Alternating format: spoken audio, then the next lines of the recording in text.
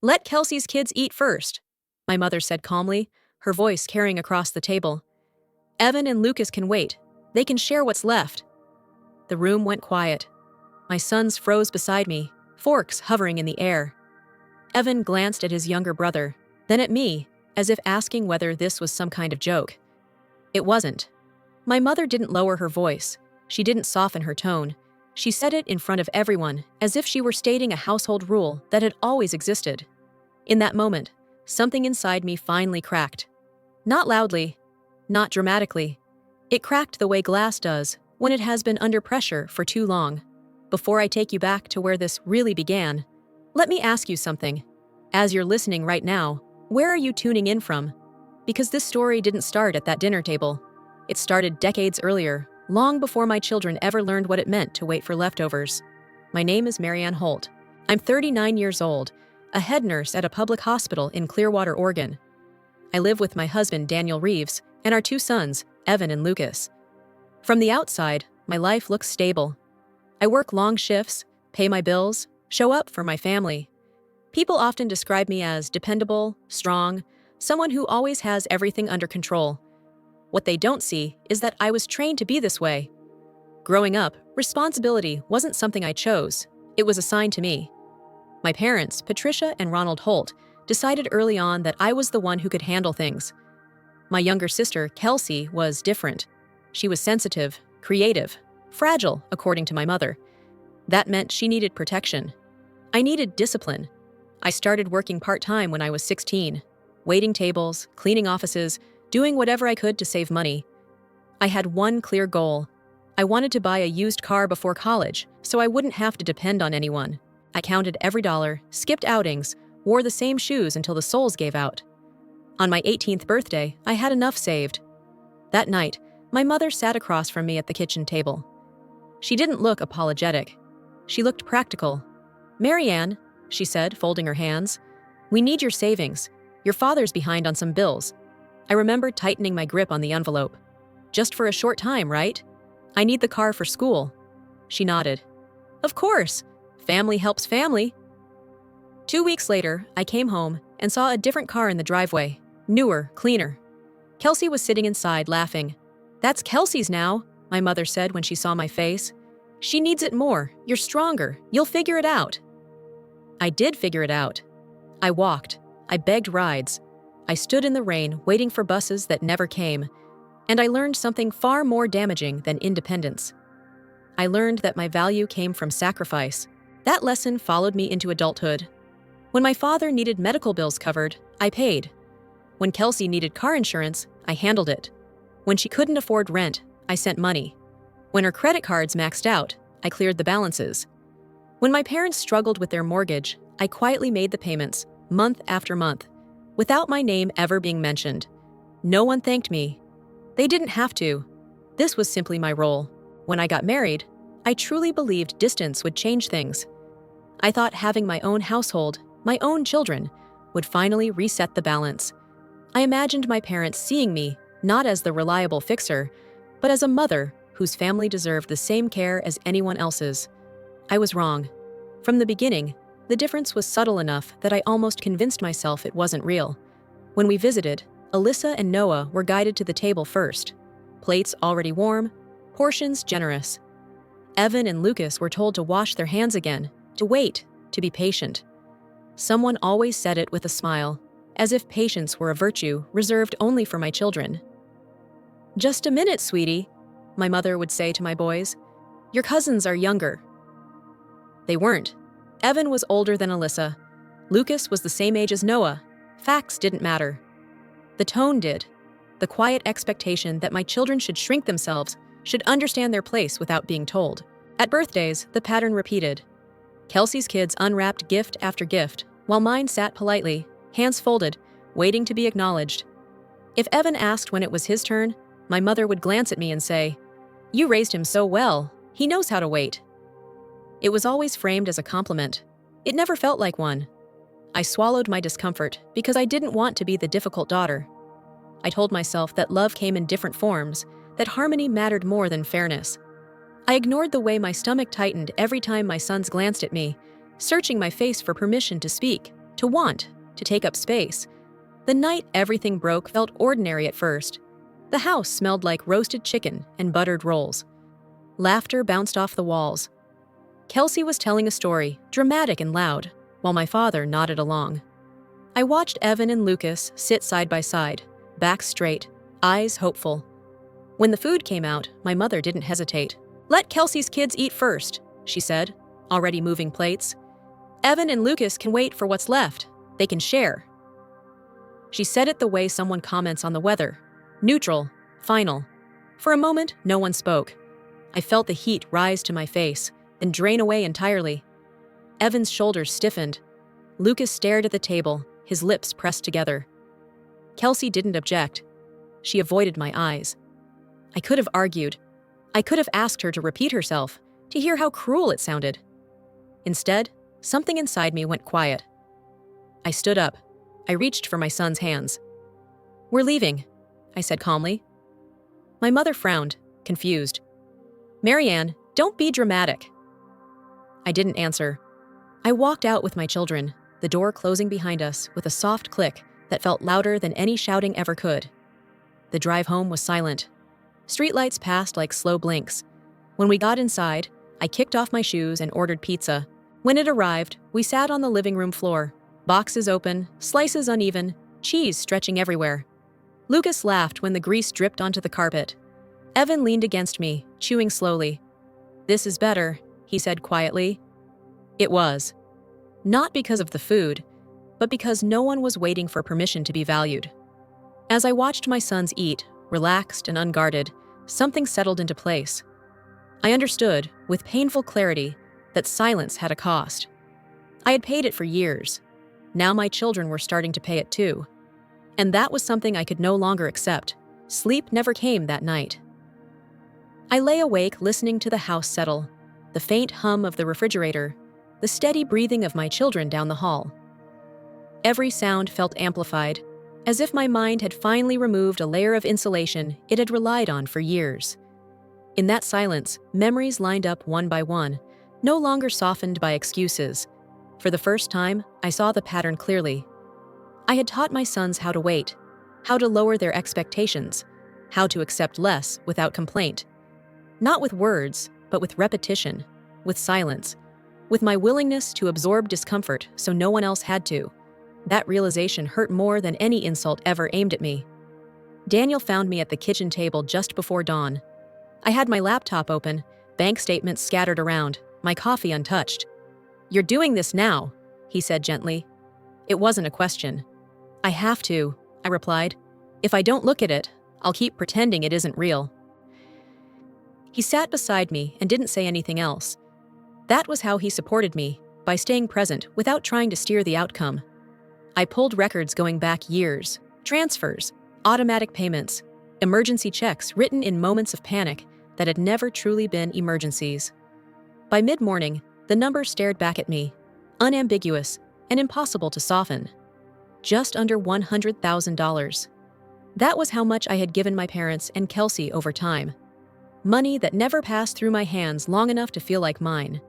Money that could have built a cushion for Evan and Lucas, could have grown into security instead of disappearing into other people's crises. I opened our savings account next. The college fund was thin, embarrassingly thin. I closed the laptop and pressed my palms against my eyes. For years, I had told myself there would be time to catch up, that my children would understand, that sacrifice was temporary. Now I understood the truth. The sacrifice, when unchallenged, becomes expectation. That afternoon, I made a decision I had avoided for decades. I canceled every automatic payment connected to my family. Mortgage contributions, insurance coverage, monthly transfers labeled just in case. Each confirmation email felt like a small explosion. My hands shook, but I didn't stop. The phone rang less than an hour later. My mother's voice was sharp. "What did you do?" "I stopped paying," I said evenly. There was a pause, then a familiar tone, heavy with disappointment. "You know your father depends on that money." "I know," I answered, "and my children depend on me." She sighed, as if I were being unreasonable. "This isn't like you, Marianne." That was the point. I didn't explain further. I ended the call. Kelsey tried next. She didn't bother hiding her panic. "They're taking my car," she said. "I don't understand why you do this to me." "I'm not doing anything to you," I replied. "I'm stopping something I should never have started." She accused me of being cold, of choosing money over family, of changing because I thought I was better than them now. Her words came fast, practiced, designed to make me retreat. I didn't. By evening, the messages shifted. Tears replaced anger, guilt replaced blame. My parents reminded me of everything they had done for me growing up. They spoke as if love were a ledger and I was suddenly refusing to pay a balance I owed. I listened. I acknowledged their feelings. I did not change my answer. That night, I sat with Daniel on the couch, my phone face down between us. "I feel awful," I admitted, "and relieved at the same time." He nodded. "Both can be true." For the first time, I understood that protecting my children did not require permission. It required boundaries. And boundaries, once set, would reveal who had only valued me for what I provided. I was finally ready to see that clearly. The letter arrived on an ordinary Tuesday, folded once, stamped with a bank logo I didn't recognize. I almost tossed it aside, assuming it was another advertisement. Something made me open it instead. By the second paragraph, my hands were shaking. The account number was unfamiliar. The amount was not. My name sat at the top of the page in bold print. Marianne Holt, borrower.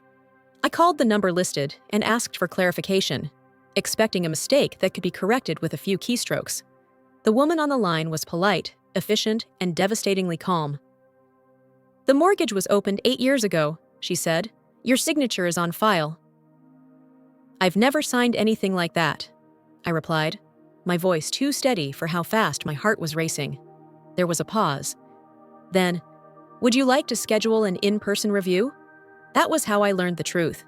Not through a confession or an apology, but through paperwork that didn't lie. My parents had taken out a loan in my name. They had forged my signature. They had done it quietly, confidently, assuming I would never question it. I sat in my car afterward, staring at the steering wheel, feeling something hollow out inside me. This wasn't desperation, it was entitlement. They hadn't asked because they didn't believe they needed permission. We met at the bank 2 days later. The fluorescent lights hummed overhead. My parents sat side by side, stiff and defensive. Kelsey wasn't there. The banker reviewed the documents, sliding copies across the table. My mother avoided my eyes. My father stared straight ahead. "This is fraud," the banker said carefully. "We need to know how you want to proceed." I looked at my parents. "Why?" My mother exhaled sharply. "We were in trouble. You always help. This was easier." "You forged my name," I said. The words tasted strange. "You broke the law." She waved her hand as if I were exaggerating. "You weren't supposed to find out." That sentence landed harder than any accusation. Not supposed to find out. As if ignorance were part of the arrangement. When the banker stepped out to make copies, my mother leaned toward me. "There is a way to fix this," she said quietly. "If you take responsibility for the loan, we can move past it." I didn't respond. She continued, lowering her voice further. "And we'll make things right with the boys. They'll never feel left out again, I promise." I felt something inside me finally snap into clarity. "You're offering my children better treatment in exchange for my silence," I said. She shrugged. "I'm trying to keep the family together." In that moment, the last illusion disappeared. This wasn't about love. It was about leverage. When the banker returned, I spoke without hesitation. "I want to file a report," I said, "and I want my credit frozen immediately." My father turned toward me then, his face tight. "You'd do this to us?" I met his gaze. "You already did this to me." The process was clinical. Forms signed, statements recorded. No raised voices, no dramatic exits, just consequences unfolding in real time. Before leaving, I asked for one last thing. I drove to my parents' house afterward, the place I had helped keep afloat for years. I stood in the entryway, key heavy in my palm. Every memory pressed in at once, every sacrifice, every silent agreement. I placed the key on the table. "I won't be responsible for this anymore," I said. My mother started to cry. My father looked away. I walked out without turning back. For the first time in my life, I didn't feel guilty. I felt free. A year later, Thanksgiving looked nothing like it used to, and that was exactly why it felt right. We were in a smaller house now, one we chose deliberately. The kitchen was warm, crowded in the best way, filled with the sound of dishes clinking, and Daniel humming softly as he checked the oven. Evan and Lucas sat at the center of the table, arguing over who got to help carve the turkey, their voices overlapping, confident, unafraid to be heard. No one told them to wait. No one reminded them to be patient while others were served first. When we finally sat down, Daniel asked the boys what they were grateful for. Evan spoke about his school project. Lucas talked about learning to cook scrambled eggs without burning them. They spoke freely, knowing they wouldn't be interrupted or corrected or quietly pushed aside. I watched them and felt something loosen in my chest. We didn't have a long table or matching chairs. The plates didn't match. The turkey was a little dry. None of it mattered. What mattered was the feeling in the room, steady and calm, built on respect rather than obligation. After dinner, as Daniel cleared the dishes and the boys disappeared into the living room, my phone buzzed on the counter. I didn't have to look to know who it was from. I had learned the rhythm of that name appearing, usually late, usually brief. Menho konva kach chao. I read it once, then again. There was no apology, no acknowledgement, just a sentence designed to pull at memory rather than responsibility. I set the phone face down and didn't reply. A year ago, that silence would have eaten at me. I would have replayed every moment, wondering if I was being cruel, if forgiveness required me to reopen doors that had finally closed. Now, I understood something I hadn't before. Distance wasn't punishment, it was protection. Later that night, I stood in the kitchen alone, wiping the counter, listening to the house settle around me. I thought about the version of myself who once believed love had to be earned through endurance. I thought about how easily I had confused loyalty with self-erasure. I didn't lose a family. I stopped financing my own disappearance. Choosing myself didn't make me cold. It made me honest. It forced me to see where my energy belonged and where it had been drained without return. It taught my children something I never learned growing up, that love does not come with conditions attached to your usefulness.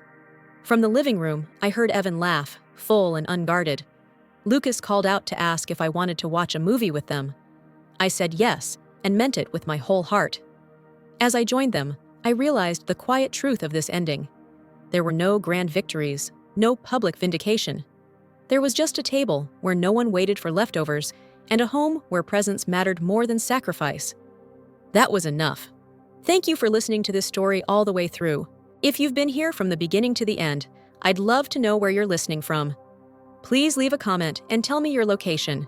And if this story moved you in any way, don't forget to like and subscribe so you can hear more stories like this in the future.